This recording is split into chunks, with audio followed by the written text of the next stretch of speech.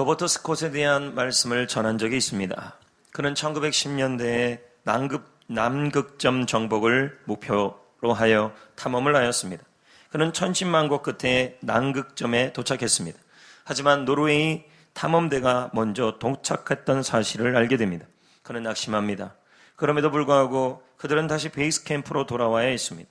이제 그들의 목적지는 고향이었습니다. 하지만 그들은 중간에 폭풍우를 만났고 비바람을 만났고 추위를 만나서 고향이라는 목적지에 도달하지 못하고 그만 그 허허 벌판 위에서 죽음을 맞이하게 됩니다. 목적지를 가고 싶었지만 폭풍우가 그들의 앞길을 막아 목적지를 가지 못하게 된 것입니다. 목적지란 무엇일까요? 목적지란 사전에 보면 목표로 지목한 장소를 말하는 것입니다. 오늘 말씀을도 보면요, 목적지에 가고자 했지만 그 목적지에 이르지 못한 사람들이 나옵니다. 고난의 폭풍우를 만나서 그들이 가고 싶은 목적지 소혼의 항구로 가지 못했던 사람들이 나옵니다. 그들이 바로 사도들입니다. 이들은 하나님의 능력으로 기적을 행하였고 병든 자를 고치고 귀신들을 쫓아내며 그리고 괴로움받는 사람들을 치유하였습니다. 하지만 오늘 본문에 나와 있는 것처럼 대제사장과 사두개인들이 그들의 시기와 질투로 인해 감옥에 갇히게 됩니다. 왜냐하면 백성들이 사도들에게 몰리는 것입니다. 인기가 그쪽으로 가게 되니까 그들이 중심에 갖고 있는 기득권을 누릴 수 없게 되었습니다. 그러자 이 대제사장과 사두개인들은 자신들의 공권력을 사용하여 사도들을 감옥에 가두어 버리는 것입니다. 사도들은 자신들이 목적한 목적지들이 있었습니다. 바라는 일들이 있었습니다. 그런데 이 사람들로 인해 고난의 폭풍우가 불어닥쳐 그들은 목적지에 이르지 못하게 될 상황에 처해졌습니다. 여러분, 이들은 예수를 믿는 사람들입니다. 이들은 복음을 전한 사람들입니다. 이들은 누구보다 하나님 앞에 충성을 다한 사람들입니다. 이들은 복음을 전하는 곳으로 가고 싶었습니다. 이들은 복의 통로가 되고 싶었습니다. 그런데 고난의 폭풍우가 그들의 앞길을 막았습니다. 이제 더 이상 인생의 목적지에 그들은 이르지 못할 것만 같아 보였습니다. 성도 여러분, 이런 걸 보면요, 예수 믿는 사람도 고난의 폭풍우가 불어와요. 저와 여러분에게도 불어오고, 무엇보다도 예수 믿는 정도가 아니라 충성스럽게 주님께 순종하며 섬기는 사람에게도 고난의 비바람이 다가온다는 걸 알 수 있습니다. 왜 나에게요? 아니요. 왜 나에게라는 말을 하지 마십시오. 충성스러운 사람에게도, 예수를 믿는 사람에게도, 옳은 일을 하는 사람에게도 인생의 고난의 폭풍우가 불어올 수 있다는 것입니다. 그런데 여러분, 우리에게 불어오는 이 고난의 폭풍우, 이 사도들에게 불어온 이 고난의 폭풍우는 목적지로 가는 길을 막는 장애물이 아니라는 걸 알 수 있습니다. 지금 고난의 폭풍우가 불어닥쳐서 하나님 앞에 내가 가야 될 목적지들이 있는데 그 목적지가, 그 고난의 폭풍우가 막아버렸어요. 그래서 나는 더 이상 목적지로 못 간다고 생각합니다. 근데 사실 그게 아니라는 거예요. 그 고난의 폭풍우를 통하여 하나님 우리를 목적지로 인도하신다는 말입니다. 이게 바로 영적 역설이에요. 내가 당하는 폭풍우가, 고난의 폭풍우, 비바람, 삶과 질병과 갖가지 그 폭풍우가 우리에게 불어닥치는데 그건 내가 가고자 하는 그 목적지로 가는 것을 막는 폭풍우가 아니라 나를 목적지로 인도해주는 하나님의 도구라는 거예요. 할렐루야. 고난의 폭풍우는 우리를 목적지로 인도하는 하나님의 도구가 되어준다는 것입니다. 성도 여러분, 그러면 하나님은 고난의 폭풍우를 통하여 저와 여러분을 어떤 목적지로 인도해 줄까요? 바로 소원의 항구로 인도하여 주십니다. 19절 말씀을 보겠습니다. 고난의 폭풍우, 옥문에 갇혔어요. 사람 때문에. 그랬더니 주의 사자가 나타나서 옥문을 열고 끌어내다는 말은 인도하여 냈다는 말입니다. 할렐루야. 하나님은 사도들을 감옥 밖으로 끌어냈습니다. 여러분, 이건 탈옥입니까? 추록입니까? 탈옥이에요? 추록이에요? 그쪽 입장에서는 탈옥으로 보이겠지만 사실은 하나님이 추록시킨 거예요. 급하게. 아멘. 하나님은 감옥 밖으로 인도하여 내셨어요. 그리고 그들이 그렇게 가고 싶었던 곳은 성전이었어요. 성전에 가서 뭐 하려고요? 21절에 그들이 듣고 새벽에 성전에 들어가서 가르치더라. 성전에서 뭐 하려고요? 성전은 그들이 사람들에게 복음과 말씀을 가르치기를 소원했던 소원의 장소였습니다. 하나님은 고난의 폭풍을 통하여 사도들을 하나님께서 계획했던 장소로 인도하여 주셨습니다. 하나님은 사도들의 발목을 잡으려고 했던 고난의 비바람을 통하여 고난의 비바람의 방향을 하나님이 바꾸셨습니다. 그래서 더 높이 날아오르게 만들었고, 그래서 고난의 폭풍우는 사도들을 무너뜨렸다는 것이 아니라 더 높이 날아오르는 도구가 되었고, 사도들을 소원의 항구로 인도하는 도구가 되게 해 주었다는 것입니다. 성도 여러분, 하나님은 고난의 폭풍우에서 저와 여러분을 건져주시는 분이십니다. 하나님은 지금 당하는 그 고난의 폭풍우를 통하여 저와 여러분을, 우리를 소원의 항구로, 그 폭풍우가 소원의 항구로 인도하여 줄 것입니다. 여러분의 앞길을 막는 게 아니라 여러분을 소원의 항구로 인도하여 주신다는 말입니다. 사도행전 27장에 보면 바울이 나옵니다. 그는 이탈리아 로마로 가는 배를 탔습니다. 그의 소원은 로마로 가서 하나님의 말씀을 전하는 것이 소원이었습니다. 그런데 유라굴로 강풍이 그의 앞길을 막아버리는 것입니다. 바울은 예수님을 믿는 사람입니다. 바울은 복음을 전하는 사람이었습니다. 바울은 하나님께 충성된 일꾼이었습니다. 그는 선한 일을 하는 사람이었습니다. 그런데 고난의 폭풍우가 불어온 것입니다. 이걸 통해 우리가 알 수 있는 거 아닙니까? 예수 믿는 사람도 내 인생의 앞길을 목적지로 가지 못하게 만나는 고난의 폭풍우를 만날 수 있다는 거예요. 하나님께 복음을 전하고 충성된 일꾼이고 좋은 일을 하는 사람도 하나님 앞에 때로는 이런 고난의 폭풍우를 만나서 내 앞길을 로마로 갈 수 없는 일, 목적지 소원의 항구로 갈 수 없는 일이 생길 수도 있다는 겁니다. 바울은 얼마나 답답했겠습니까? 자신은 복음 전하는 것밖에 한 게 없습니다. 근데 오히려 고난의 광풍으로 목적지에 이르지 못하게 된 것입니다. 그때 하나님은 바울에게 나타나 말씀합니다. 사도행전에, 바울아, 고난의 폭풍 때문에 두려워하지 말라. 네가 가이사 로마로 가야 하지. 로마에 가서 가이사 앞에 서야 된다. 하나님께서 너와 함께하여 너와 함께하는 모든 항해하는 사람들도 다 너 때문에 살려줄 것이다. 복음을 갖고 사명을 갖고 가다 보면 나와 연관된 사람도 같이 고난의 폭풍을 만날 수 있어요. 그러나 나 때문에, 나로 인하여, 내가 사명이 있는 사람이고 복음이 있는 사람이고 충성된 일꾼이기 때문에 그 폭풍우 때문에 나 막히는 게 아니라 오히려 열린다라는 말입니다. 하나님은 광풍에 있는 바울을 건졌습니다. 하나님은 광풍을 통하여 바울을 목적지로 인도하겠다고 약속하신 것입니다. 바울이 소원했던 장소인 로마로 인도하여 주겠다고 약속하신 것입니다. 고난의 폭풍우가 바울을 소원의 항구로 인도하여 주는 도구가 된 것입니다. 성도 여러분, 지금 하나님의 자녀로서 고난의 강풍, 고난의 폭풍우를 맞는 분들이 있을 것입니다. 그게 질병, 그것이 아픔, 이별, 그리고 배신, 물질, 자녀, 그러한 고난의 폭풍우를 만날 때 우리는 생각합니다. 이것 때문에 소원의 항구로 못 갈 거라고. 그러나 아닙니다, 여러분. 성도에게 고난의 폭풍우는 하나님께서 말씀하신 소원의 항구로 인도하는 도구가 될 것입니다. 할렐루야. 저는 얼마 전 노래하는 목사 누구겠습니까? 구자옥식입니까? 아따 참말이야 그겁니까? 아니요. 윤향기 목사님의 간증책을 읽게 됐습니다. 그 책 이름은 여러분입니다. 그는 그의 책에서 자신을 한국의 비틀즈라고 그랬습니다. 처음 듣는 말입니다. 그러면서 그 비틀즈, 한국의 비틀즈인데 자기가 몸담았던 그룹 이름을 키보이스라고 그랬습니다. 자기는 키보이스 멤버였다는 것입니다. 키보이스 압니까? 우리는 전부 새내기들인 것입니다. 자신이 작곡한 곡들을 쭉 나열했습니다. 별이 빛나는 밤에 처음 들어보는 노래입니다. 장밋빛 스카프 알아요? 그러면 여러분은 9세대라는 것이죠. 전 몰라요. 알아도 모릅니다. 근데 아는 노래 하나 있었습니다. 나는 행복합니다. 정말 행복합니다. 이건 좀 알겠더라고요.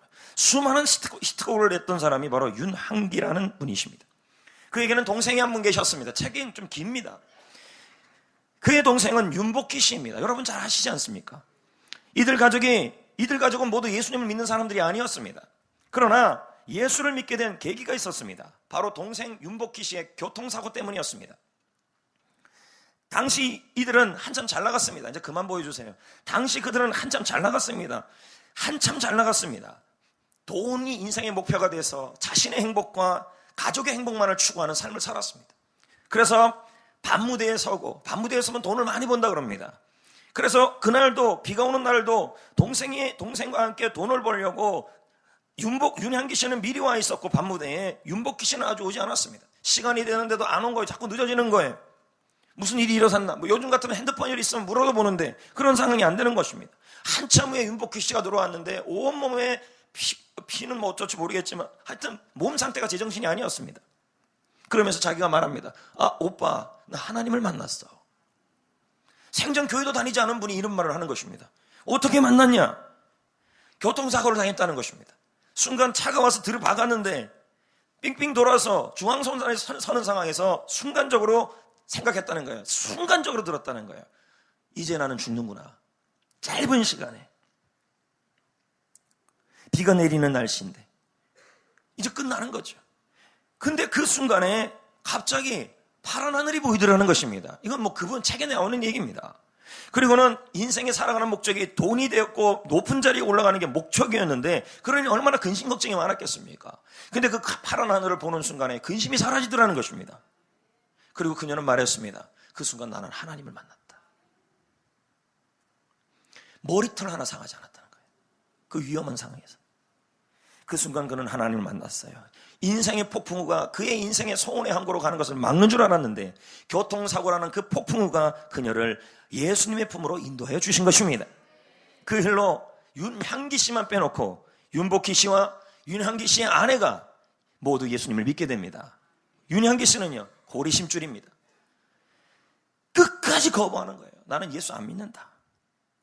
이 아내가 얼마나 독실한 크리스천으로 바뀌었는지 둘이 같이 윤복희 씨하고 특히 교회 가서 남편을 위해 기도하는 아내를 너무 핍박을 한 것입니다. 교회 나가는 것 자체를 싫어하는 거예요. 왜? 교회에 너무 산다는 거죠. 여기 이제 이 자리에 남자분들도 앉아 있지만 옛날에 거의 비슷했을 것입니다. 봉사하는 아내가 교회 와서 봉사하고 있으면요, 얼마나 와서 욕을 했는지. 하루는 어느 날 이 상황이 너무 힘들어서 혼자 이 남편이 너무 핍박하고 욕을 하고 구타하니까 교회 와서 울면서 기도하고 있었는데 그것도 못 보겠다고 와서 교회 문을 걷어찬 사람이 이 사람이었어요. 하나님이 그냥 두겠습니까? 이런 상황을요. 윤향기 씨를 칩니다, 하나님. 그에게 고난의 폭풍우를 불게 합니다. 그 고난의 폭풍우가 그의 인생 앞길을 막는 것이 아니라 행복의 항구로 인도하는 길이 되었습니다. 그게 뭐였습니까? 바로 병이었습니다. 폐결핵. 그의 폐는 완전히 망가졌습니다. 회복 불능 상태였습니다. 폐가 다 망가진 것입니다. 그는 생각하기로 이제 나의 인생은 끝났다. 더 이상 희망과 소망도 없다. 그런데 여러분, 하나님 안에서 일어나는 일은 모두 우연이 없는 것입니다. 하나님의 계획이 있고 그 고난의 폭풍우, 질병의 폭풍우를 통하여 하나님은 오히려 그를 소원의 항구, 하나님을 사랑하는 장소, 그리고 그것으로 인도하고 주고 있었다는 것입니다. 아내 입장에서는 그 남편이 미워요, 안 미워요? 그러면 폐결핵 걸렸으니까 아싸 가오리 해야 되는 거 아닙니까? 사실 우리 같으면요, 딱 이혼하고 새 남자 만나고 할렐루야. 요즘 여자들 안 그렇습니까? 네? 맞아요라고 얘기하지 마세요. 봉급 안 줍니다. 근데 이 아내는 보통 아내가 아니었던 것 같습니다. 그 죽어가는 남편은, 빼짝 말라가는 남편을 위하여 금식 기도에 들어갑니다. 그것도 40일. 아내가, 그런데 그 아픈 몸 상태의 남편 옆에서 그 아내도 그러면 30일 금식에 들어가면 몸이 말라가요, 안 말라가요? 앙상하게 말라가는데 말없이 병간호를 하는 것입니다. 여기에 누가 감동하냐면 윤향기 씨가 감동을 한 거예요. 그 아파가는 순간에서도 하나님의 하자도 안 불렀어요. 원망만 하다가. 그러다가 그 아내로 인하여 결국 이렇게 고백하는 거예요. 하나님을 믿겠다고. 하나님 나 좀 살려달라고 이 기도가 나오기 시작하는 거예요. 그러면서 이런 말을 해. 생자 목사님 보기도 싫었다는 거예요.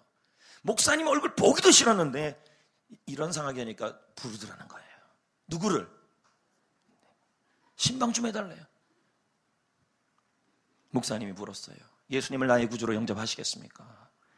이 네라는 대답하는데 수십 년이 걸린 거예요. 네, 목사님. 그때 목사님이 안수기도를 했어요. 갑자기 머리가 따뜻해지더니 그 기운이, 뜨거운 기운이 머리부터 발끝까지 관통하기 시작했어요. 그의 간증집에 그렇게 나와요.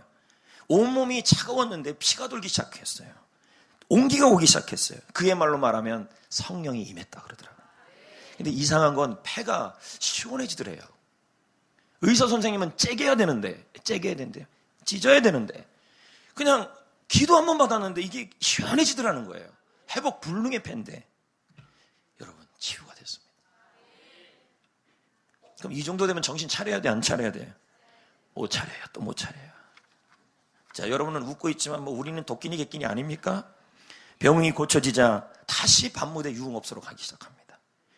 병상에서의 그 절박함, 병원 침대에 누워서 한번 살려만 주시면 하나님, 나를 한 번만 살려주시면 정신 차리고 살겠습니다 이랬던 그 고백을 다 잊어버렸어요. 하나님이 가만히 있습니까? 그의 집에 또 한 번 고난의 광풍이 불게 합니다. 바로 동생 윤복희 씨입니다. 행복하기만 원했던 결혼 생활이 파탄이 나버리고, 여러분 이거 아시죠?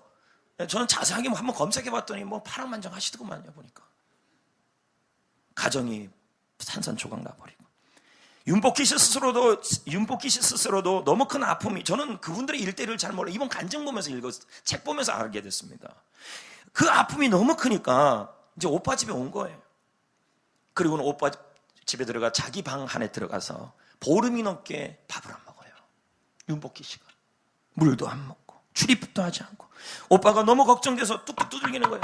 복희야 제발 좀 문 좀 열어라. 꿈쩍도 안 해요. 인생에 대한 희망을 다 잊어버린 거예요. 그의 가정에 고난이 폭풍한 거예요. 그때 윤한기 씨가 가슴을 쳐요. 다 나 때문이라고. 내가 정신 못 차려서 이런 일이 일어났다고. 그렇게 기도하기 시작하는 거죠. 그러면서 이런 기도를 해요. 하나님, 우리 동생, 저 동생 살려달라고, 싸매달라고. 이제 또 기도가 또 나와요. 여러분, 제가 지난주에 얘기했잖아요. 기도는 최후의 수단이 아니라 최초의 수단이 되어야 돼요. 그래도 하나님은 은혜로우신 분 아닙니까? 기도하니까 윤한기 씨의 가슴속에, 마음속에 이사야 41장 10절이 떠오르는 거예요. 두려워 말라, 너와 함께함이라. 놀라지 말라, 너의 하나님이 됨이라. 내가 너를 굳세게 하리라, 도와주리라, 붙들어주리라. 순간적으로 그는 이 말씀이 동생 윤복희에게 주시는 말씀이라는 걸 알게 되었어요. 어느새 자신도 모르게 그 말씀으로 가사를 쓰기 시작했습니다. 마치 누가 옆에서 불러주는 것처럼 정신없이 곡을 만들기 시작합니다. 그리고 곡이 금방 만들어진 거예요. 그리고는 대답 없는 동생 문 앞에 가서, 방문 앞에서 이렇게 말하면서 노래를 부르기 시작해요. 이 곡은 너를 위한 노래다. 너를 위한 기도야. 하나님이 너를 위해 불러주는 메시지야. 하면서 그 앞에서 노래를 부르는 거예요. 노래를 부르는 거예요. 내가 만약 부를 순 없고, 내가 만약 괴로울 때면 내가 위로해 줄게. 내가 만약 서러울 때면 내가 눈물이 되어주리. 어두운 밤 험한 길 걸을 때에 내가 너의 등불이 되리라.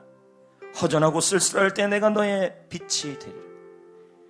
나는 너의 영원한 형제야. 나는 너의 친구야. 나는 영원한 노래야. 나는 너의 기쁨이야. 여러분, 이 노래가 바로 여러분입니다. 근데 여기 이 여러분이라는, 내가라는 단어에 나오는 이 모든 단어는 하나님이었어요. 우리는 요즘 이 노래를 부를 때 서로가 여러분이 위로되더라 그렇게 얘기하잖아요. 저도 이 노래를 모른 다음에 내가 만약 외로울 때면 누가 너를 위로해줘, 여러분 이렇게 얘기했잖아요. 사실은 그 내게가 하나님이었다는 거죠. 이 노래를 부르고 한참을 윤한기 씨가 이 노래를 울면서 불렀다는 거예요. 그 악보에 눈물이 뚝뚝 떨어졌어요. 잠시 후에 방문이 열리는 겁니다. 윤복희 씨가 나왔어요. 얼룩진 악보를 같이 받아들고 남매는 같이 이 노래를 부르기 시작했어요. 내가 만약 외로울 때면, 내가 만약 서러울 때면 하나님이 위로가 되고 힘이 되어준다. 그러면 또 정신 차려야 될 거 아니에요. 또 정신을 못 차려요. 누가요? 윤향기 씨예요. 윤복희 씨는 나아요. 그나마 권사님은 다시 또 정신 못 차리고 돈 벌 목적으로 자기 유익만 구하면서 복음과 상관없이 밤무대에 생각하기 시작합니다. 하나님이 가만둡니까? 몇 년은 되는 것 같은데요, 하는 것마다 다 망해요. 차라리 주님과 멀어질 때 망하는 게 낫습니다. 이렇게 아멘 안 나올 줄 알았습니다. 하는 것마다 안 돼요. 좀 되는 것 같은데 잘 안 돼요. 그런데 결국 윤향기 씨 입에서 이런 말이 나와요. 이젠 다 들었다는 거죠. 두 손, 두 발, 그리고 노래 한 곡을 만들어 놨어요. 그 노래가 나는 행복합니다. 나는 행복합니다. 예수님 때문에 행복합니다는 빠져있지만 그 노래가 그거예요. 정말 정말 행복합니다. 당시 윤한기 씨가 예수님을 만나기 전에 불렀던 노래들은 거의 다 작사 작곡했던 노래는 어둡대요. 그런데 그가 예수님을 만나고 나부터 노래들은 다 밝아졌어요. 그리고 그는 결심합니다. 이제 나를 고난의 폭풍에서 건져주신 하나님이 있기에 내가 나만 잘 먹고 잘 사는 것이 아니라 나의 첫 번째 우선순위는 사람을 살리고 복음을 위해 복음의 통로가 되는 그것이 나의 삶의 우선순위입니다라는 고백을 하기 시작해요. 근데 고백을 딱 하고 나서 밤무대를 끊기 시작했어요. 그러면 먹고 사는 문제가 생기잖아요. 자, 이때 아내는 믿음이 괜찮아요. 윤복희 씨도요. 하나님이 책임져 주실 것이다. 복음의 우선순위 갖자. 우리 유익을 위해 살지 말자. 근데 윤한기 씨가 이걸 결단을 못 내려요. 그런데 드디어 나는 하나님께 복음이 우선순위입니다. 모든 것이 생명 살리고 복음의 통로가 되는 것이 나의 우선입니다라는 결단을 해요. 그러면 뭐 돈 들어올 때는 하나도 없고요. 근데 여러분, 이때 기적이 일어나요. 우리나라 법이 바뀌어요. 하나님이 이렇게 역사했어요. 저작권법이 생겨요. 곡을 얼마나 작사 작곡했는데 노래방에서 노래만 부르면 돈이 들어오는 법이에요. 매달 돈이 자꾸 들어오는 거예요. 작사 작곡한 노래들이. 그 돈이 기본이 돼가지고 올인할 수 있게 됐고, 음악 목사님이 되었고, 지금은 예흠신학교 교장이 되어서 한국교회 음악에 도움을 주는 사람이 되었습니다. 여러분, 이거 보세요. 고난의 폭풍우가 그의 앞길을 막은 게 아니었어요. 자기 보는 관점에서는, 자기만 위하는 삶에서는 막은 거지만 소원의 항구, 행복의 항구, 복의 통로, 복음의 통로라는 그 중요한 목적지를 이루게 하셨다는 거죠.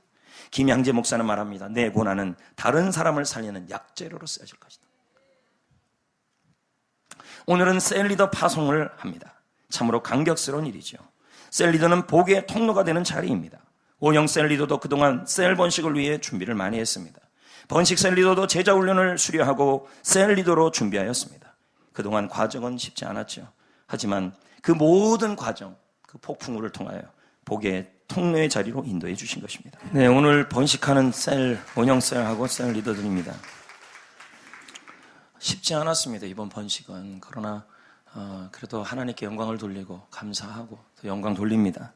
성도 여러분, 우리를 해하려는 풍랑이 일어날 수 있습니다. 하지만 하나님은 그 바람의 방향을 바꾸어 주실 수 있는 분이십니다. 그런데 성도 여러분, 하나님께서 고난의 풍랑 때마다 저와 여러분을 건지시는 이유가 있습니다. 여러분, 저는 여러분에게 묻고 싶습니다. 고난의 풍랑에서 건진받기를 원하십니까? 질병의 폭풍우, 할렐루야, 상황의 폭풍우, 환경의 폭풍우, 가정의 폭풍우에서 건진받기를 원하십니까? 하나님이 왜 건지시는 것입니까? 나만 잘 먹고 잘 살기 위해서 건지시지 않습니다. 나만 행복하게 살기 위해서 건지지 않아요. 하나님이 여러분을 건지시는 이유는, 그 폭풍우에서 여러분을 목적지까지 인도하시는 이유는 복의 통로가 되라고요. 복음의 통로가 되라고요. 할렐루야, 생명의 통로가 되라고 그렇게 건지시는 것입니다. 그러므로 성도 여러분, 고난 가운데 복의 통로로 살려고 하시기를 축복합니다. 누군가에게 행복의 통로가 되기를 축복합니다. 외로운 사람의 말벗을 되어주시고, 낙심한 사람을 격려해주시고, 그리고 셀 리더는 셀원들을 섬기고 그렇게 열심히 해주십시오. 그렇게 하다 보면 나의 돌파구는 하나님이 알아서 열어주실 겁니다. 그러므로 인생의 폭풍우는 저와 여러분을 무너뜨릴 수 없습니다. 더 높이 날게 할 겁니다. 목적지로 인도할 것입니다. 할렐루야. 그러므로 어떻게 해야 될까요? 고난의 폭풍우가 와도요, 믿음은 흔들리면 안 돼요. 어떤 믿음이요? 자, 18절을 한번 봐요. 사도들이를 잡아다가 어디다 가두었어요. 그럼 여러분, 이 사도들이 감옥에 갇혔던데 절망했다는 말씀을 찾을 수 있어요? 열심히 착한 일을 했어요. 복음을 전했어요. 충성을 했어요. 예수를 믿었어요. 그런데 고난의 폭풍우가 감옥이 그의 앞길을 막았어요. 근데 지금 절망했다는 말이 나와요? 안 나오고 있어요. 왜 그랬을까요? 그들은 하나님께서 그들이 가야 할 곳으로 인도할 것이라는 믿음이 있었어요. 다시 믿음이에요. 믿음이 있었다는 거예요. 고난이 폭풍과 불어와도 믿음만큼은 흔들리지 않았다는 거예요. 폭풍과 아무리 세도요, 키 있잖아요, 키. 그 키를 꽉 잡고 있었다는 말이에요. 하나님께서 자신들을 소원의 항구로 인도하시고, 하나님이 자신들을 복의 통로로 인도할 것이라는 그 믿음은 흔들리지 않았다는 거예요. 이 고난의 폭풍우가 오히려 나를 소원의 항구로, 복의 통로로 인도할 거라는 믿음은 흔들리지 않았다는 거예요.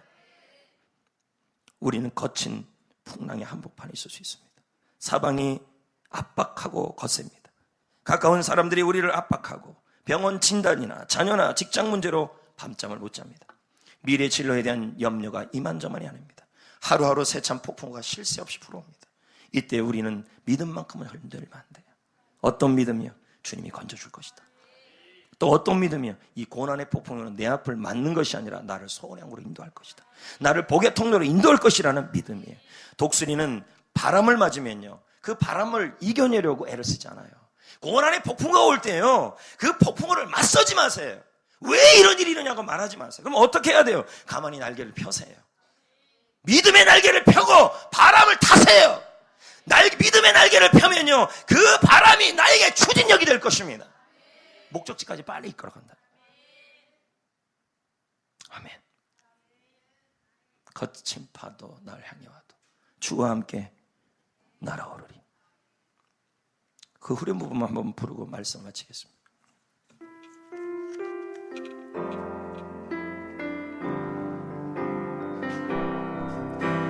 거친 파도 날 향해 와도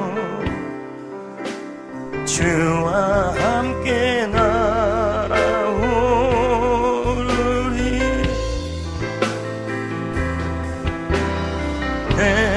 나의 영혼 잠잠하게 주를 보리라. 이제 말씀을 맺습니다. 옳은 일을 하는데, 복음을 전하고 있는데, 예수를 믿는데, 충성스럽게 사역하는데 고난의 폭풍과 불어와서 인생의 목적지에 이르지 못할 것만 같습니까? 하지만 성도 여러분, 저와 여러분의 하나님은 살아계신 분입니다. 나를 향한 인생의 계획은 그 어떤 풍랑이나 불행이나 사랑하는 사람의 죽음이나 불의도 막을 수 없습니다. 인생의 풍랑은 나를 무너뜨리는 것이 아닙니다. 믿는 사람에게 풍랑은 무너뜨리는 것이 아니라 더 높이 날아오르게 하는 하나님의 도구입니다. 우리를 목적지까지 인도하는 믿음의 도구입니다. 가능하면 더 빨리 가야 합니다. 고난의 폭풍과 세면 쓸수록 믿음의 날개를 펴시고 고난의 바람을 타십시오. 그러면 그 바람이, 그 고난이 나를 어떻게 해요? 소원의 항구로 인도하실 것이고 그 고난이 나를 복의 통로로 인도할 것입니다. 고난의 폭풍은 우리를 목적지까지 인도하는 하나님의 도구입니다. 이 믿음으로 한 주간도 승리하시기를 축복합니다.